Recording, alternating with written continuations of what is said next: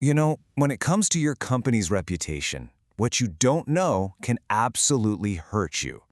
Today, we're diving into a massive blind spot that even the biggest, smartest companies are missing. So let's get right into it. Let me just ask you this straight up. Is your company's reputation program flying blind?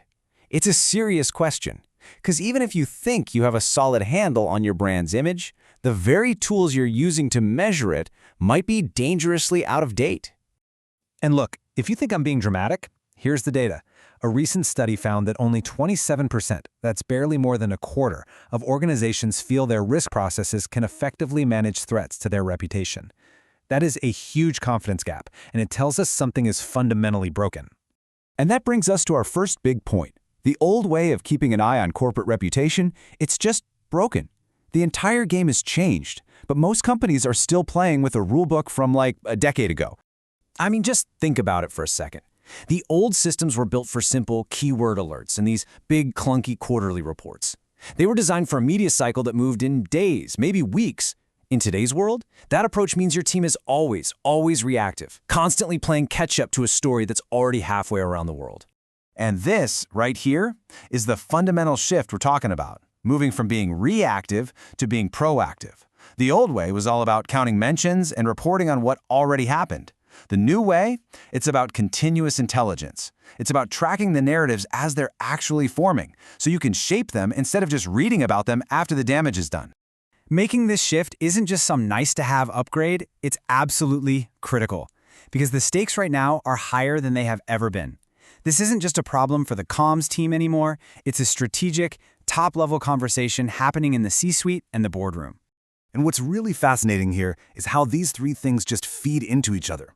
A story can explode on social media, get completely twisted by misinformation, and then bam! It gets cemented as fact and AI-generated answers. And this can all happen in a matter of hours. That sheer speed and complexity is exactly why boards are finally paying close attention.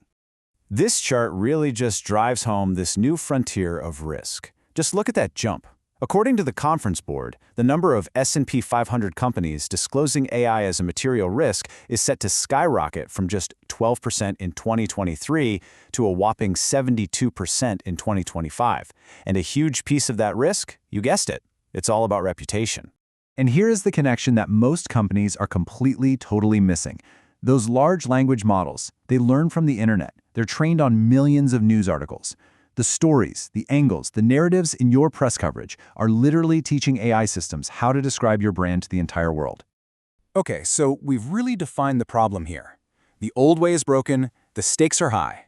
So what's the solution? Well, it's all about shifting to a modern framework built around this idea of continuous narrative intelligence.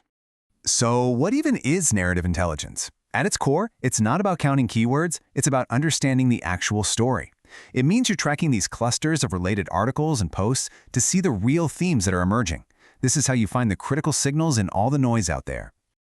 A truly modern program is built on 4 key pillars. First, you track narratives, not just mentions, you get the story. Second, you analyze brand-centric sentiment. Don't just ask if a topic is positive or negative, ask how it's impacting your specific brand. Third, you monitor your share of voice to see if you're leading the conversation against your competitors. And finally, and this is the big new one, you map AI perception, understanding exactly how these AI models see and characterize your brand. Okay, so you have all this powerful new data. Now what do you do with it? Let's talk about the real payoff. How do you turn all this information into strategic value that your leadership team can actually use to make smart decisions? Well, instead of just counting mentions, a modern program tracks much more sophisticated signals. Things like narrative velocity, is a story picking up steam or is it dying down? Or brand prominence, are you the main subject of an article or just a passing mention buried in paragraph 10?